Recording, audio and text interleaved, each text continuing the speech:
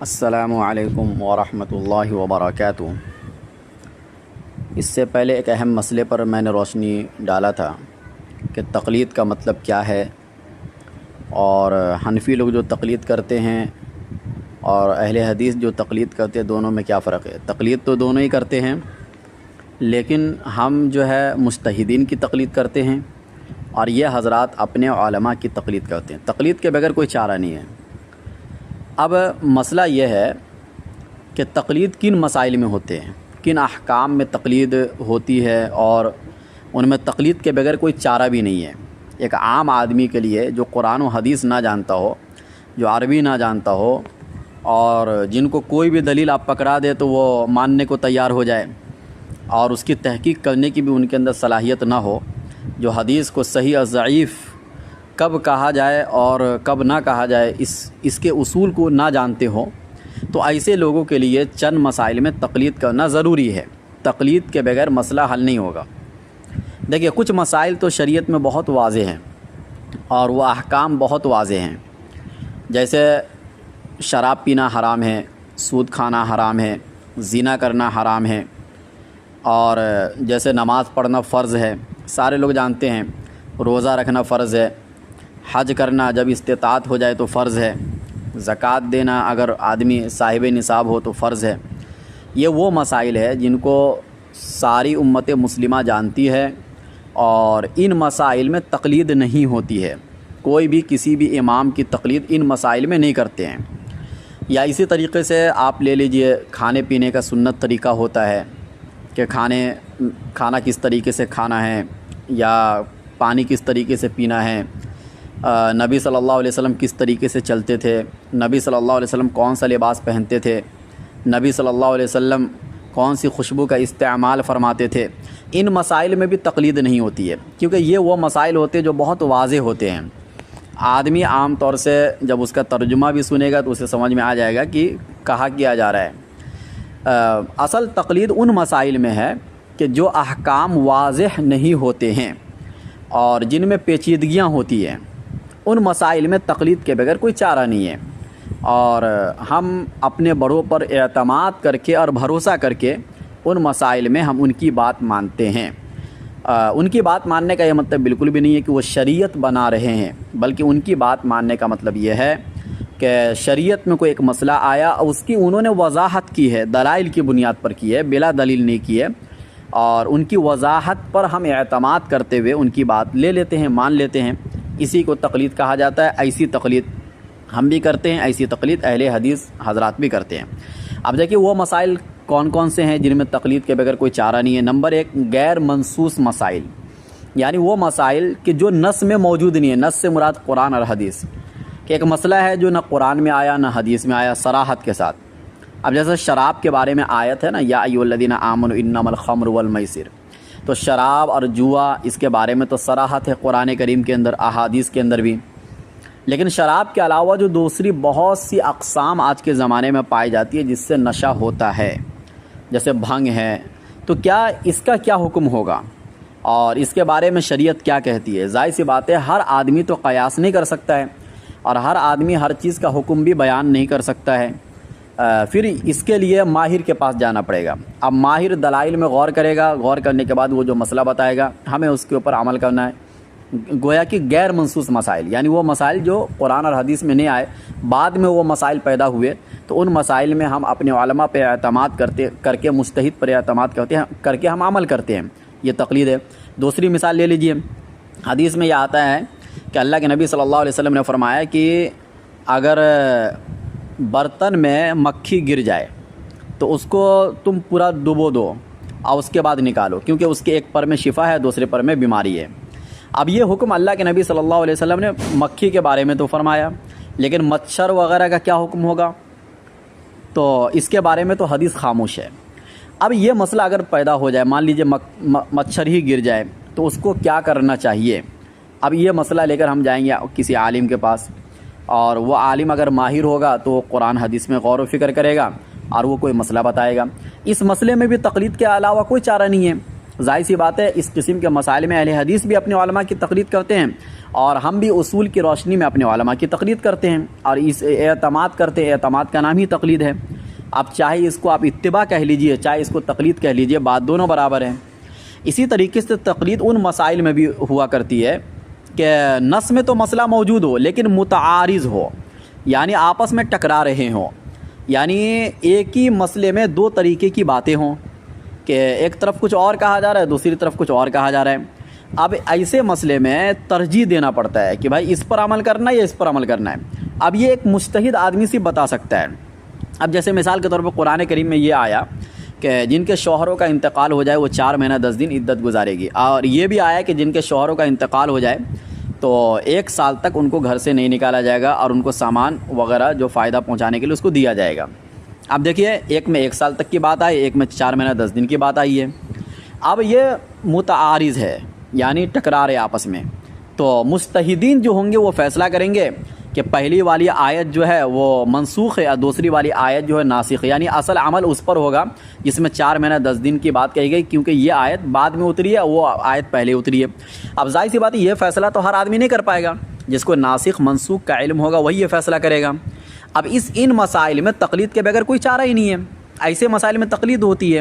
اب یہاں پر جو ہم تقلید کر رہے ہیں تو حقیقت میں یہ قرآن اور حدیث کو سمجھنے کے لیے تقلید کر رہے ہیں، یہ نہیں کہ سامنے والا بندہ اپنی طرف سے کوئی بھی بات بلا دلیل کہہ رہا ہے اور ہم اس کی بات مان رہے ہیں۔ بھائی ہم سامنے والے کی جو بات مان رہے ہیں وہ اس معنی کر کے مان رہے ہیں کہ یہ مجتہد ہے، ان کے پاس علم ہے، تو انہوں نے قرآن اور حدیث میں غور و فکر کر کے ایک آیت کو انہوں نے ترجیح دی ہے اور ہم اس پر عمل کر رہے ہیں، تو وہ حقیقت میں آیت پر ہی عمل ہوا، وہ ان کی باتوں پر عمل بالکل بھی نہیں ہوا۔ یا اسی طریقے سے آپ مان لیجئے حدیث میں مسئلہ آیا، آمین کا مسئلہ آیا، آمین زور سے کہنا یا آہستہ کہنا ہے، حدیث میں دونوں طریقے کی بات ہے، دونوں حدیث محدثین کے نزدیک صحیح ہے، اور اس کے اوپر میں کبھی بتاؤں گا کہ صحیح کیسے ہے، کیونکہ یہ لوگ عام طور سے کرتے کیا ہیں کہ ہمارے مسلک کی کوئی بھی حدیث آتی ہے تو اس کو ضعیف کہہ کے پتلی گلی سے نکل لیتے ہیں، تو یہ بات بالکل غلط ہے۔ آمین زور سے کہنے والی بات بھی ترمذی میں ہے اور آہستہ کہنے والی بات بھی ترمذی میں ہے، اور دونوں حدیث صحیح ہے۔ اب یہاں پر اختلاف ہو گیا، اب کون سی حدیث پر ہم عمل کریں گے؟ ایسا تو نہیں ہوگا کہ ایک دن اس والی حدیث پر عمل کریں، ایک دن دوسری والی حدیث پر عمل کریں۔ تو جن فقہا کو یہ لگا کہ زور سے آمین کہنے والی حدیث پر عمل کرنا زیادہ مناسب ہے تو انہوں نے اس پر عمل کیا، جنہوں نے یہ کہا کہ آہستہ عمل کرنے والی حدیث زیادہ مناسب ہے تو انہوں نے اس پر عمل کیا، تو کچھ لوگوں نے ان کو مان لیا، دنیا کے کچھ لوگوں نے ان کو مان لیا، دونوں کا مسلک حدیث ہی پر ہوا اور دونوں حدیث ہی پر عمل کر رہے ہیں۔ ہم نے جو مجتہد پر اعتماد کیا اس معنی کر کے کہ بھائی وہ ہمیں بتائے کہ ان دونوں حدیثوں میں سے کس پر عمل کرنا زیادہ مناسب ہے، تو سمجھنے کی حد تک ہم نے ان کے باتوں پر اعتماد کیا ہے، یہ نہیں کہ وہ اپنی طرف سے کوئی حدیث بنا کر دے رہے ہیں اور ہم اس پر عمل کر رہے ہیں، یا ان کا کوئی قول ہے جو قرآن اور حدیث کے خلاف ہے اور پھر بھی ہم اس کی بات مان رہے ہیں، ایسی بات بالکل بھی نہیں ہے۔ تیسری قسم وہ مسائل کہ جو نص میں موجود ہو، قرآن و حدیث میں موجود ہے لیکن مجمل ہو، اجمال ہے، تفصیل موجود نہیں وہاں پر۔ اب تفصیل کے لیے ہم فقہا کے پاس جائیں گے، مجتہدین کے پاس جائیں گے، علماء کے پاس جائیں گے، وہ ہمیں تفصیل بتائیں گے۔ اب جیسے وضو کے اندر کن کن اعضاء کو دھونا ہے، یا ایھا الذین آمنوا اذا قمتم الی الصلاۃ فاغسلوا جو آیت ہے، اس میں 4 اعضاء کے بارے میں آیا کہ بھائی مطلب چہرے کو دھونا ہے، ہاتھ کو دھونا ہے، اور سر کا مسح کرنا ہے، پیروں کو دھونا ہے، لیکن یہ اس میں 4 چیز کی بات ہے۔ اب کلی کرنا، ناک میں پانی ڈالنا، یہ بات قرآن میں بالکل بھی نہیں ہے، یہ بات احادیث کے اندر موجود ہے۔ اب احادیث میں بھی ایک ہی جگہ پر ساری باتیں نہیں ملیں گی، اب پھر اس کا کیا حکم ہوگا، وہ حکم بھی ہمیں صرف پڑھنے سے نہیں پتہ چلے گا۔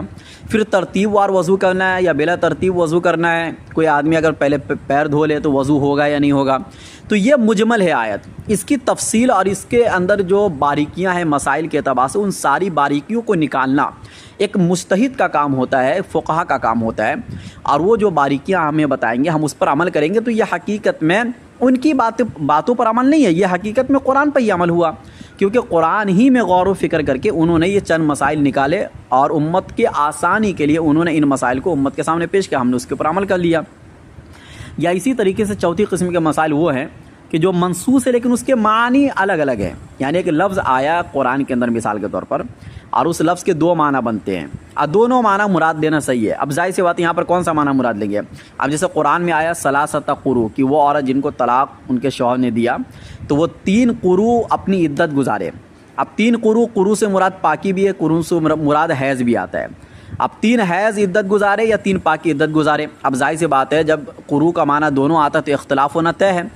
امام شافعی رحمۃ اللہ علیہ نے فرمایا کہ قروء سے مراد پاکی ہے، لہذا ان کے ماننے والے نے کہا کہ 3 پاکی عدت گزارنا ہے۔ امام اعظم نے اپنے دلائل کی بنیاد پر یہ کہا کہ قروء سے مراد ہم جو ہے حیض لیں گے، لہذا ان کے ماننے والے جو ہے وہ 3 حیض عدت گزاریں گے۔ لیکن یہ حقیقت میں قرآن ہی پر عمل ہو رہا ہے، کیونکہ قرآن کی آیت کو سمجھنے میں اختلاف ہوا۔ سمجھنے میں اختلاف کیوں ہوا؟ کیونکہ اس لفظ کے معانی الگ الگ ڈکشنری میں لکھے ہوئے ہیں، لغت کی کتابوں میں لکھے ہوئے ہیں، تو یہاں پر اختلاف کا ہونا طے تھا۔ اب قرآن نے کوئی ایک معنی متعین نہیں کیا، تو ظاہر سی بات ہے متعین نہیں کیا تو اختلاف ہوگا۔ اور اس اختلاف کا مطلب بالکل بھی نہیں ہے کہ کوئی امام شافعی کی بات لے رہا ہے، کوئی امام اعظم کی بات لے رہا ہے، بلکہ دونوں قرآن ہی کی بات لے رہے ہیں۔ یا اسی طریقے سے 5ویں قسم کے مسائل وہ مسائل ہوتے ہیں کہ جو منصوص تو ہیں لیکن اس کے احکام متعین نہیں ہیں۔ اور یہ جیسے مثال کے طور پر اب جیسے وضو کرنا فرض ہے، اور تو اللہ تعالیٰ نے وہاں پر امر کا صیغہ استعمال کیا، یا ایھا الذین آمنوا اذا قمتم الی الصلاۃ، جب نماز کا ارادہ ہو تو تم اپنے چہرے کو دھو۔ اور ایک جگہ اللہ نے فرمایا وَإِذَا حَلَلْتُمْ فَاصْطَادُوا، جب تم حلال ہو جاؤ یعنی احرام کھول دو تو تم شکار کر سکتے ہو۔ اب دونوں امر کے صیغے کے ساتھ ہے، لیکن ایک جگہ وضو کرنا فرض ہے اور دوسری جگہ حلال ہونے کے بعد شکار کرنا فرض نہیں ہے، بلکہ ایک مسئلہ بتایا جا رہا ہے کہ اگر کوئی احرام سے حلال ہو جانے کے بعد شکار کرنا چاہے تو کر سکتا ہے۔ اب یہاں پر دیکھیے دونوں امر کے صیغے کے ساتھ ہے، تو کیا دونوں تو فرض نہیں ہوا نا، دونوں کا حکم الگ الگ ہے۔ اب ایک چیز فرض کب بنے گی، ایک چیز واجب کب بنے گی، ایک چیز سنت کب بنے گی، ایک چیز مستحب کب بنے گی، یہ حدیث میں اور قرآن میں صراحت کے ساتھ آپ کو نہیں ملے گا۔ یہ کام فقہا نے اصول کی روشنی میں طے کیا، وہ اصول بھی قرآن و حدیث سے ہی نکالے گئے ہیں۔ اور آج کل اہل حدیث حضرات کے جو علماء ہیں وہ بھی تو یہ حکم بیان کر رہے ہوتے ہیں نا کہ بھائی یہ چیز فرض ہے، یہ واجب ہے، یہ سنت ہے، یہ مستحب ہے، تو آخر یہ چیز آپ کہاں سے بیان کرتے ہیں؟ قرآن و حدیث میں غور کر کے آپ اپنے عوام کو بتاتے ہیں۔ تو اپنی عوام کو جو آپ نے بتایا تو یہ حقیقت میں آپ نے قرآن اور حدیث ہی بتایا ہے۔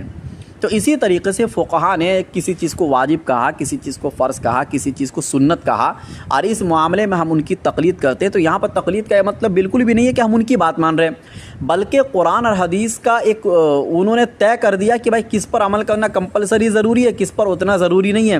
اس معاملے میں ہم نے ان کے اوپر اعتماد کیا کیونکہ وہ مجتہد ہے، ان کو قرآن و حدیث کا علم ہے ہم سے زیادہ، تو اس لیے ہم نے ان پر اعتماد کیا۔ اس کا یہ مطلب بالکل بھی نہیں ہے کہ وہ اپنی طرف سے کوئی بات کہہ رہے ہیں جو کہ قرآن اور حدیث کے مقابلے میں آ رہی ہے اور پھر بھی ہم ان کی بات مان رہے ہیں۔ اگر پھر بھی ہم مانیں گے تو ظاہر سی بات ہے یہ غلط ہوگا۔ تو خلاصہ کلام یہ نکلا کہ تقلید ان احکام میں ہوتے جو واضح نہیں ہوتے، اور وہاں پر تقلید کے بغیر کوئی چارہ نہیں ہے۔